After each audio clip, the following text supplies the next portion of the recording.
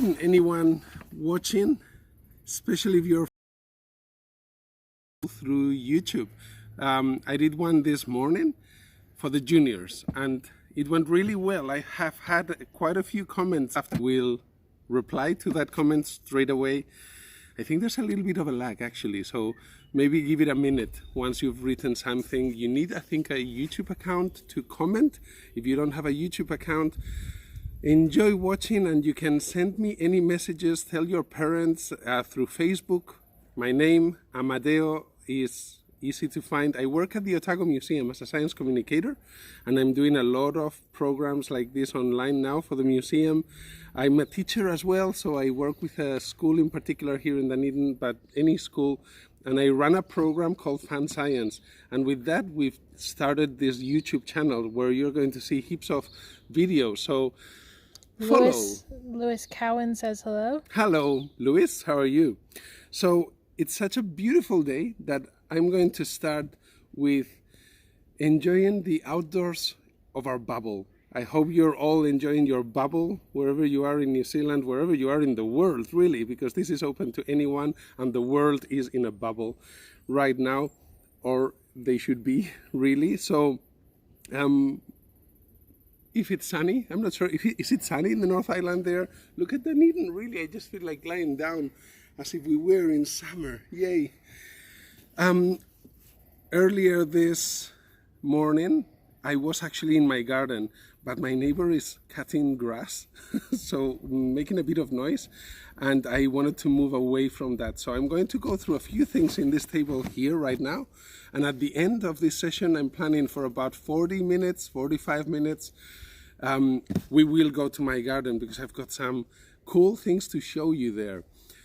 So this is all about the things you find in your garden, and it's all about maybe things that you have in home. If you take into your home things like this, rocks. I really like rocks, and I have a lot of rocks outside in my home and a lot of rocks inside as well, because I've got my own little collection of precious rocks. So if you have a collection of rocks at home, this will be a good time for you to check it out and see if you can tell the story those rocks are saying. And also I'm going to go bug hunting. So we're going to go bug hunting in our gardens, see what kind of creatures we find. I've said it before, but I'll say it again. My name is Amadeo Enriquez Ballestero. It's actually my full name if you tell your parents to find me in Facebook. And I work at the Otago Museum as a science communicator. I came 20 years ago to New Zealand, and I came to study geology. So I'm a geologist, and pretty much while I was studying, pretty much from the very beginning, I love museums. So I became volunteer at the Otago Museum, and for over 15 years now, I've been at the museum doing science programs. Science is all about writing things when you're playing.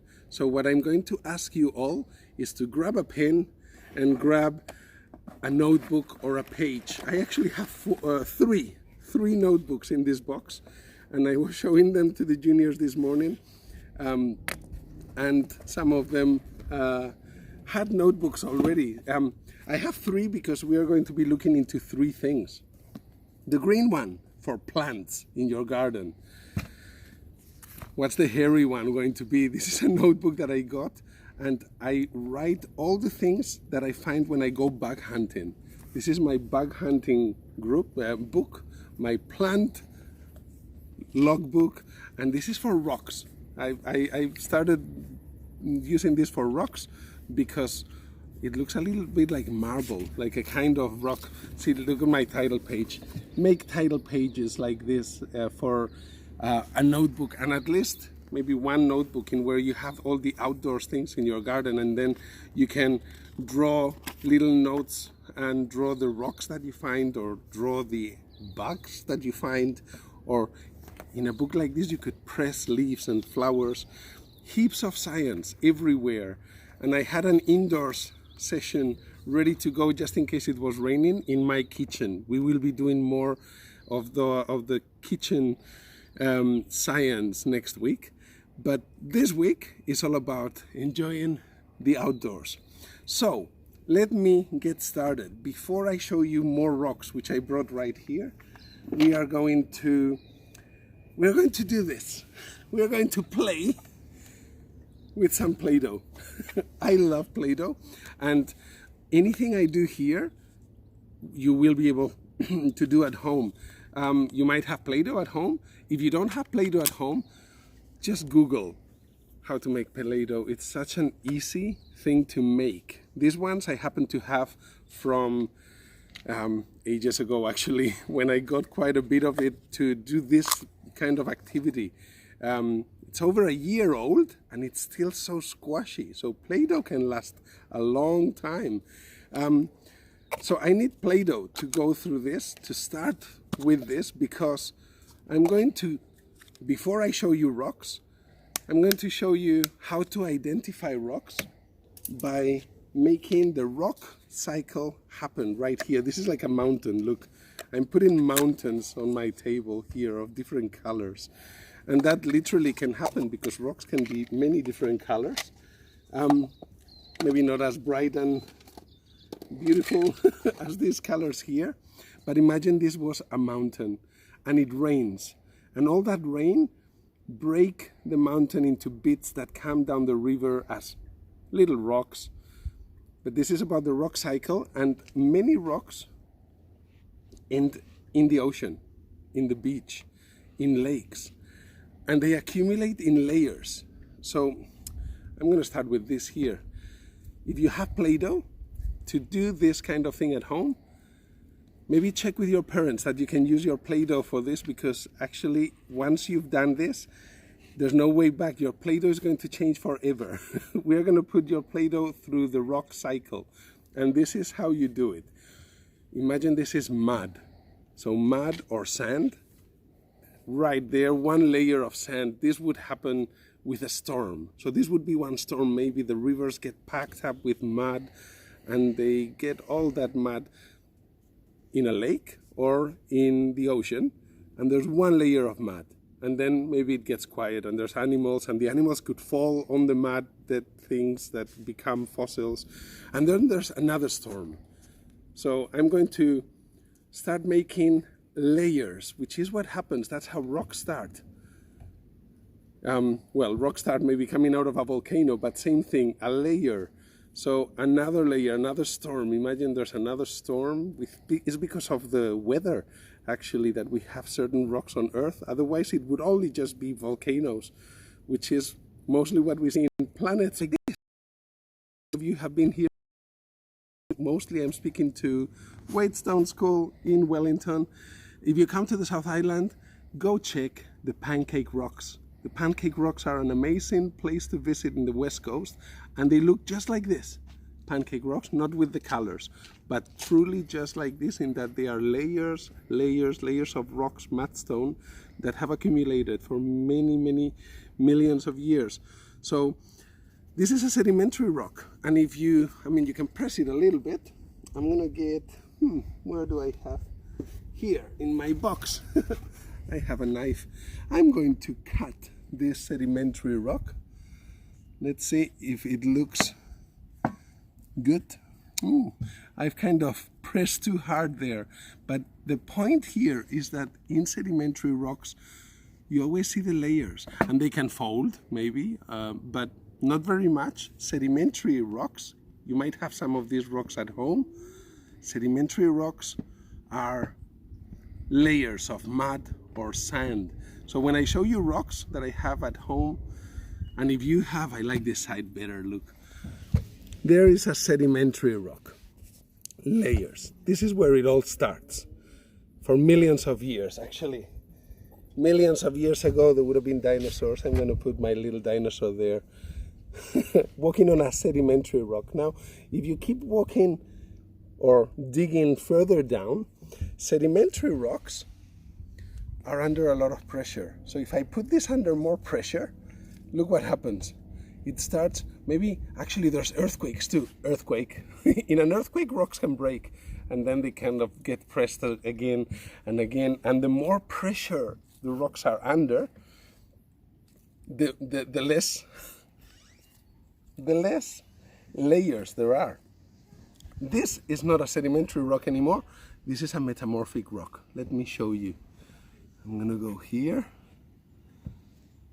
And sedimentary rocks have layers. Metamorphic rocks have kind of a very messy pattern because they've been squashed so much. So I'm going to cut, oh, look at that there. I'm gonna cut this, I'll cut it here. Hello. And we are going to put it right below. There we go. So we've got sedimentary, metamorphic, and what happens even deeper. This is what happens even deeper. We are getting the rocks squashed so much that, I mean, the more I do it, the more the colors are going to blend together, and eventually it's all going to melt into one thing, and that one thing is called, can you say it? Magma. I'm making magma really deep under the earth. All the rocks are being pressed so deep. They are at high temperature, high pressure, and they melt into magma. So there's the magma. It's all the same color no matter what rock you melt. In the end, it's going to end all flowing into the magma, which can come out of a volcano. Let's see how that happens. Actually, look. I'm going to make a magma sausage so that I can put it down in the bottom here. There we go. So sedimentary, metamorphic, igneous. And through the cracks in the rock, volcanoes sometimes come up and erupt. And this is the rock cycle right here. So I'm going to make a volcano. Oh my gosh, this is not a good idea. That dinosaur right now is in a very bad position because, as you can see, a volcano has just come out of the ground right in front of him. There's a valley there. That's not good. If you're even ever in a volcano, a valley, I'm going to make a long lava tube there. There we go. We've got a volcano. Maybe I'll make it a crater. This is the rock cycle. So any rock that you have in your garden will either be a sediment, mud or sand with maybe fossils. It might be a metamorphic rock. It might be just a rock that has squashed a lot. Or it might be, oh, look, an ant. There's an ant. Or it might be coming from the magma down below there. Let me show you some of my rocks, and then you can start comparing them to your rocks. If you have rocks around right now, look at them, because they might be something like this here. So this looks like a rock that has not much to show, but every kind of rock. We are in the road here. Even if you look at the rocks that they make to put in the roads, gravel, each rock has an amazing story to tell. This is limestone, so this is all made up with broken bits of shell. This is from the under the ocean. This would be one of those layers of under the ocean. And the cool thing is that you can see some, or you can find some very good fossils. This one is from very close to here in Dunedin. We have a place where they get this rock and they crush it so that the lime is used in farming. So any fossils that are found when I go there, I go fossil hunting, because any fossils that we get out, we are saving them from crushing. Otherwise, they just crush them. And there's millions of fossils. So this is a sedimentary rock. I'm going to start classifying them. There's only those three groups of rocks: sedimentary, metamorphic, igneous. Let me show you a metamorphic rock. Here is, remember how I said metamorphic rocks are squashed?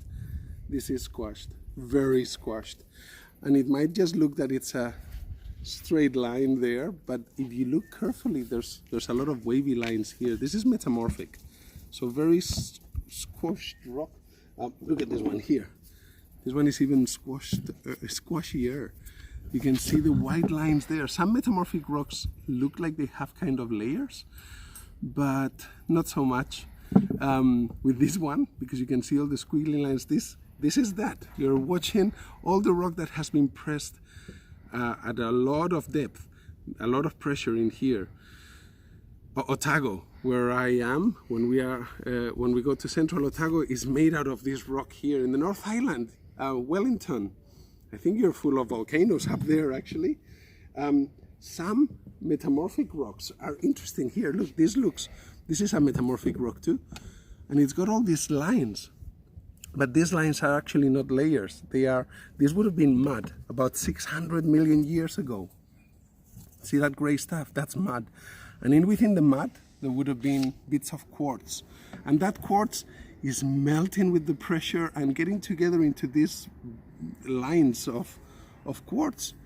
And it's very squiggly sometimes, this quartz, like in here. Other times it just goes in lines. But those lines are nothing to do with the layers.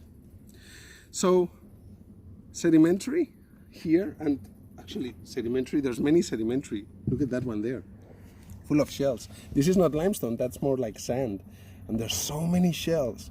So this here is one of these layers where there would have been shells and they have become fossils. Sedimentary, metamorphic. Do you want to see the magma? Dunedin is actually a volcano. So we have heaps of magma here. I'll show you a bit of it. Well, magma, basalt. This is what came out of the Dunedin volcano. And up in the North Island, you'll have heaps of this. If you have a rock with holes, a lot of bubbles, those are the gas bubbles that the magma had. And when it comes out, you know what comes out of a volcano? From that magma, we get a lot of gas into the sky, a lot of steam, the smoke that you see in a volcano, and the lava that flows down. That's the molten rock, which has a lot of gas, and so there's heaps of bubbles. Any rock that you find from Dunedin is very bubbly. Oh, and because it's sunny, you can move it around and see sparkles. These kind of rocks are where diamonds come from. So in the bubbles of the rock, oh look, there's crystals growing. And sometimes that's where diamonds grow, in the little bubbles. The carbon just gets together. So volcanic rocks can be really cool because they can be full of crystals. So crystals, not so many crystals, but actually gold in this kind. What happens if the magma starts coming up, but it doesn't make it to a volcano and it just stays down there? If that happens, you might have this rock at home too. In kitchens, this is a very common rock. Someone said diamonds. Oh, diamonds? From this rock, volcanoes. Otherwise, here we have granite. And there's a lot of granite in the west coast. So in granite, you see a lot of crystals. But see, this rock hasn't been squashed. This rock has not been layered. And the rock is actually full of crystals, heaps of crystals. Look, the mailman. Hello. 2 meters. I think that was more like 10 meters. We were all right. So granite is a kind of magma that never made it to the surface. And yeah, there's many. Oh, I have this from the west coast. So these ones, you look in and you see that black crystal there, another crystal there, big crystals. A lot of kitchens have this in the pantry. I've seen it in supermarkets and so on, so that you can buy a board to cut on. This is very, very strong rock to build. Where I come from in Spain, Madrid has a lot of granite, and it's very good rock to build with. This one is all right. And sedimentary would be the softest. Buildings that have limestone, for example, wear down really easily because it's so soft. So if you're choosing rocks to build, go igneous. Otherwise, you know, over the years you might have to do something to your wall because it'll be wearing down. So what kind of rocks have you got in your garden? That's the question now. And you can play around with the fact that, oh, how are we going with time? Oh, my phone has died. You can tell me the time. It's 120. 1:20. We've got heaps of time. I'm going to go for a bit longer with you guys. And soon we're going to go bug hunting. But I have this here, a tray. And I was playing around this morning with things on the tray. Actually, look, this is what I did with the juniors. This was my rock cycle for the junior school. And now this is the rock cycle for the senior school. Which is better? I tried to make a better volcano for you guys because I'm going to make this volcano erupt. How do you make this volcano erupt? Well, let me show you. Someone asked, why do they need to know about rocks? Why? From my point of view, because they are amazing. They tell the story of where we come from. So the only way that we can look into the past is by understanding the stories that rocks tell. And that is, when I was a kid, something that I was amazed with, and that's why I became a geologist. Also, because surely you have rocks at home, and right now, being in a bubble as we are, you need to discover things in your bubble. If you've never looked into the rocks you have in your garden, now is the time. That's why I'm speaking about this right now. So the best thing that can happen out of this is that you get out and you see what rocks you have and try to be a geologist, identify those rocks. Otherwise, I hope you're still having fun seeing this. I'm going to go for maybe 10-15 minutes more. And other things that you can do to do with the rock cycle is this: make your volcano erupt. So I've got here a volcano. I'm about to kill this dinosaur. Should I move it? If you want to save the dinosaur, comment. Otherwise, this dinosaur is not going to last very much longer because this volcano is going to erupt. In the volcano, I'm going to put a little bit of baking soda. Of course, this is not going to be a real volcanic eruption. That would be impossible, actually. But so this is not going to be lava. This is just baking soda making a lot of gas. And how do we get that gas come out of the volcano? Well, adding some vinegar. It's going to be a lot of carbon dioxide, and actually a lot of carbon dioxide do come out of volcanoes. Most of the atmosphere that we breathe is made out of gases that came from volcanoes, and all the oxygen that we breathe is made by bacteria, actually, mostly bacteria. But there we go. Let's see the volcanic eruption. 3, 2, 1. Okay, the dinosaur is now on fire. That is dangerous. Never stand on an active volcano, especially if you're in front of a valley, because that's where the lava is going to go. Actually, I didn't do this morning, but I wonder, will it go again? Is this a recurring experiment that we can do? Oh, yes. As long as there's a little bit of baking soda there, I guess, I could make it go again and again. This is the third eruption, and every eruption would be a lava flow that makes another layer, and that's the sedimentary rocks we were speaking about. So the rock cycle. Oh, third eruption. How many eruptions can you get to do out of one volcano? There's mixed feelings about the dead dinosaur. Oh no. Should I save the dinosaur? Okay, all right. Well, you've asked for it, so I'm going to go for it. The dinosaur is going to be saved. There's the dinosaur, and a very nice splash of water. That's it. Shall we name the dinosaur? What is the name of this dinosaur? Oh, you're so cute, look. Peter the dinosaur. No, I don't know. I come up with very common names. If you have a better name. First suggestion was Charlie. Charlie. Or well, Leo. Leo, beautiful Leo, there we go, dinosaur. Now, of course, if you wanted to do an activity to do with fossils, one thing that I'd encourage you to do, where is it? I'm looking for, I'll use the volcano again.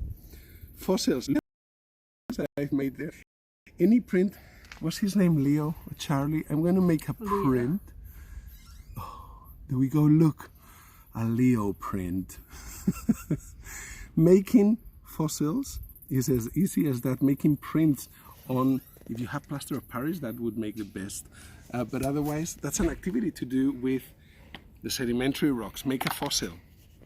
They're suggesting a lot of names. I think they need to get their own dinosaurs. More dinosaurs is a good idea. I think I'm going to collect all your names and I will make a family of dinosaurs. I can post that photo. I don't think we can post photos in YouTube actually. Facebook, I usually post photos after the live. I want to open this. This is about metamorphic rocks. If you have slime at home, I'd like you to think about metamorphic rocks. This is a slime that actually glows in the dark. So I'm looking forward to seeing how this looks tonight. Oh, it's open. I've got a knife. Do I need a knife? No. Yes. All right. What I want to show you. We're about to be attacked by a large mammal. Oh yes, that's all right. If he comes all the way. Look at this. I was showing you the dinosaur before. I'm going to show you some slime now. Oh, how is this related to metamorphic rocks? We could actually think about this as a rock. Can you imagine a rock that does this? Metamorphic rocks, as you see here in all these lines, are flowing. So even though they are solid, come out. Gross. Yeah. Imagine I'm holding, it's not magma yet. It hasn't gone into a volcano, but it flows. So all these lines of quartz, when at a lot of depth, would have really been stretching like this. If suddenly there's an earthquake, we could break it. This is not the best slime to do this, but if you have silly putty, for example, you can stretch it if you're slow, and if you're fast, you could break it. It snaps. Whenever I play with goo, I think about rocks because metamorphic rocks are very much like this. And there's my neighbors leaving. You can say bye. Now, with rocks, as you can see, you can really have heaps of fun. You can have a lot of things happening. But I'm going to move to the next part of this session. And what I would love to see from all of you guys watching is rocks. Questions about rocks. Go to your garden, see what kind of rocks you can find. Guess what they are. That's what a geologist does. And if you have any questions, send them through. Comment in this video and I will reply later on, or about it. I want to see what kind of rocks you find. And that's only the base of nature. When you dig in, you'll always get into rock. But over that rock, there will be plants and there will be animals. And I want to finish this session looking at all these plants and animals. So we're going to move on to my garden because we are actually in the middle of the road right now. But all you will need is this, a little jar, and actually also this, so that you can take notes of the plants and the bugs that you find. Let's go bug hunting. I'm gonna put this here, and wow. Actually, I would say a glass jar is the best idea because you can see the animal that you grab, and of course at the very end you're going to have to let go the animal. We're not going to keep any of this. Let's see. I have a surprise too. Hopefully I can show you more when we get to my garden, because of the sun there's a lot of activity going on. Let's go. There's a lot of activity going on in my garden. I have a beehive, so I'm gonna go backwards here. Oops. And I'll take there. I'll take my book. Maybe just put it in the front of the car. Yeah. All right, I'm gonna put this here. Right, follow me this way. So you can go straight down here. Beehives. This morning, the sun was shining on the beehives, which meant the bees were going like crazy. So I have 3 beehives here. Oh, you can hear them. Can you hear them? And in our backhand, you might find a bee or 2 at home. Here I've got about 30,000 bees. Can you hear them? The bees are actually a lot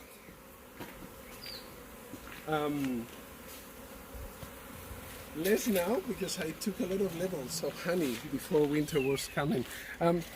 I'm going to invite you to come to the part where the backhand is going to take place, because here we've got heaps of bees, but that's all that you can see. And I don't have my protection to open one of those beehives, and I have gotten stung before, so I'm going to keep the bees around away because bees are actually not that bad. They only sting when they feel something wrong is going on. So if you get a bee really close, the best thing to do is kind of move it away without freaking out. Oh look, this is what I did this morning with the morning group, and I found a slug. I ended finding a couple of insects.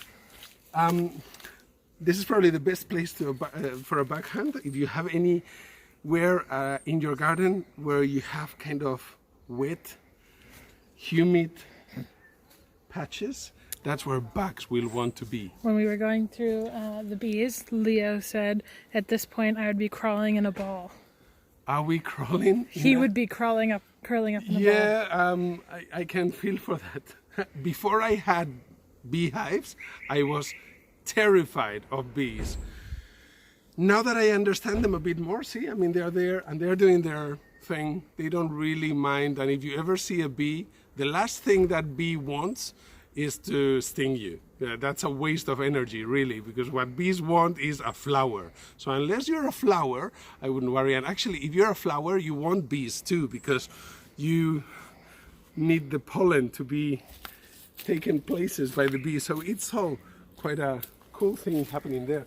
Actually, let me show you this, because in my book of life, I have also got a tree of life. And it's only called a tree of life because it's got the shape of a tree, not because it's a tree itself. This is the trunk and the branches. But see, all this life down here, those are the first living things on Earth. Would have been bacteria and really small microorganisms. There we've got like protists. All these things, we need a microscope. Sorry, we need a microscope to see them. So we're not going to focus on those things. That's a completely different session, a session in where we would look at these creatures in a microscope. That's actually what Caitlin does. Hi, Caitlin. Hi. Yeah. Okay. Do you want to tell them how you see these creatures? With a microscope. Yeah. Caitlin is a master of working with these things at the university. How is this area of science called? Microbes. Microbiology. Yeah, microbiology. Microbiology, microbes, yeah. What's the difference? Actually, we are all in a bubble because of a virus. Where would a virus be in this tree, Caitlin? Let's see what they think first. Huh. Where do you think a virus would go on this tree? Is it a bacteria? Is it a archaebacteria? Is it a yeast? Yeast is a completely different thing. This is a trick question, by the way, because it has no answer.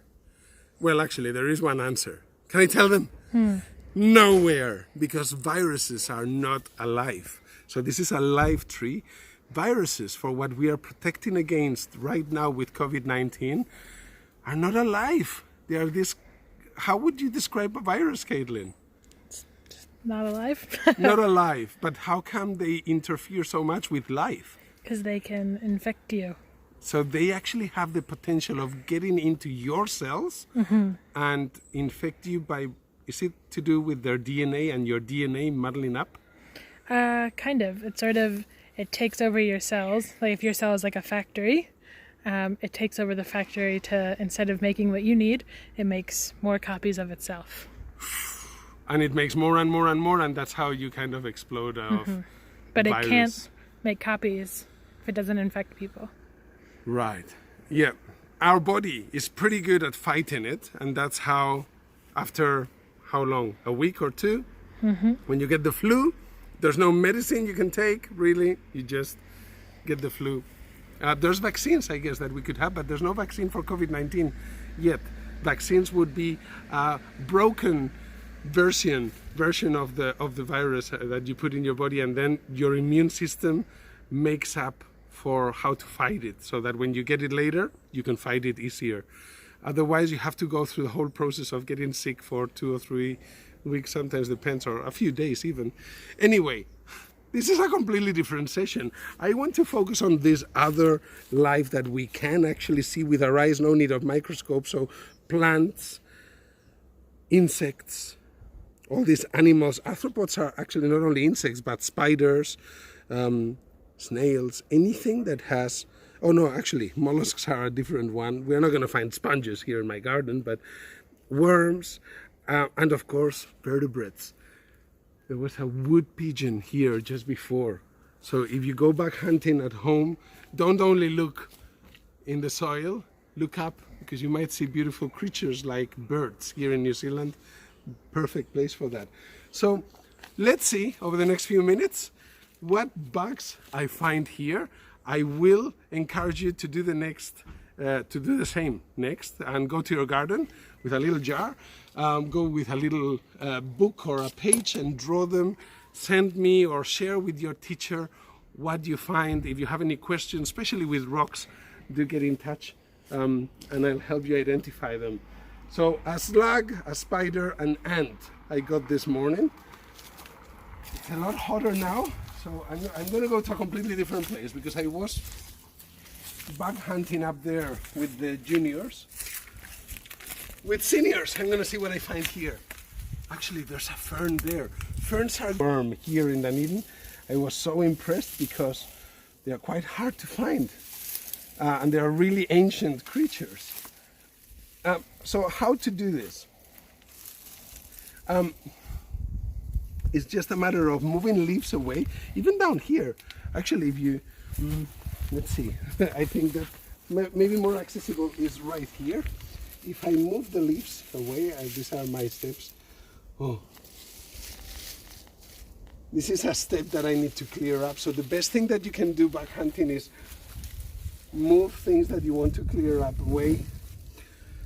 If you are tidying this step, for example, what you move away is never going to go back there. If otherwise you are moving leaves for bug hunting that are not leaves that you want to remove, put them back where you are, because all those bugs that are there are meant to be there, and they are best to be there. We need bugs around us to help plants grow even. Ooh, what is this? Whoa! Oh my God, oh my goodness. This is so weird. I need a biologist. Biologist is holding the camera, geologist is grabbing. Oh my gosh, what I found. See, I was actually going to take all this and dump it, because this is a step that I haven't touched for months now, and all these things have grown. What we are watching here, this is amazing. I feel like David Attenborough right now. This is a slug laying some eggs. How cool is that? Can you get closer? So slugs are like snails, and this one here is laying eggs right now. Oh, I wish I could show this to more people. So let me hold the screen and get really close to this slug that is laying eggs right now. Amazing. So those there are the eggs. Oh, the leaf. And that's the slug. Slug is kind of squashy. All right. Amazing bug hunt. I am not going to put that slug away, because I kind of want to leave it do its thing. But it's laying the eggs there. Never seen that in my life. I'm very excited. Slugs are kind of... One mollusk. More, let's see. If a spider falls on me, I'm going to scream so loud that you might actually hear me from Wellington. Yeah, sometimes I think I really like animals, but when I study rocks, I know that they're not going to jump out of me. I do think, though, we are very lucky here in New Zealand. When you're studying things outdoors, you know, there's not very many things that could bite you. Australia would be... look, I'm putting this here. That's where the slug is laying eggs. I'm going to try and see if I can find... Oh, what's that? If you step one more time here, last couple of minutes of my life, connection, and I'm gonna get rid of this. Interesting, because what I find is that there's a lot of stuff in these steps with the plants, but because there's no soil, I'm not finding very many creatures. So I'm gonna go to where the soil is. And hopefully I can show you some spiders. Let's see. If I come here. Whoa. Whoa.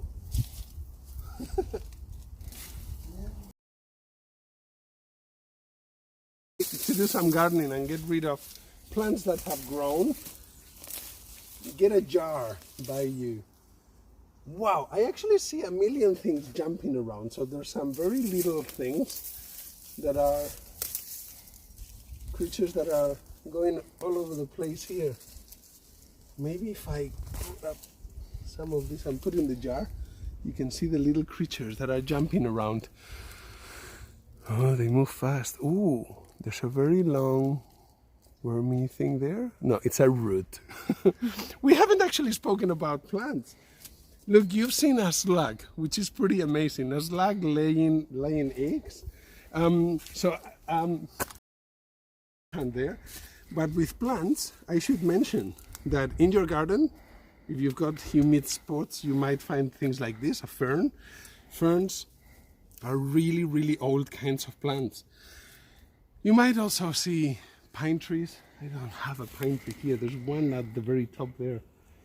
Pine trees don't have flowers, just like ferns don't have flowers, but ferns don't even have seeds. Pine trees with the pine cones do make seeds.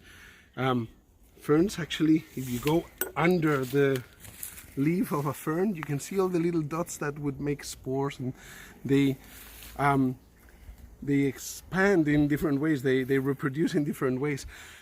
The most common plant that you're going to see in my garden is obviously flowering plants, and there's flowers everywhere, and that's because I have bees and I want the flowers to be there.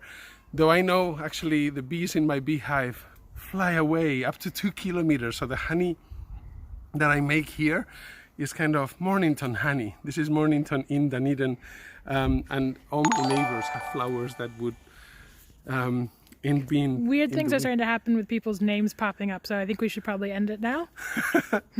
I will end it now. It's been 3/4 of an hour now. That's the senior session. We will do more kitchen science next week. If you have any questions, comment down below. And enjoy your bubble and the long weekend. See ya.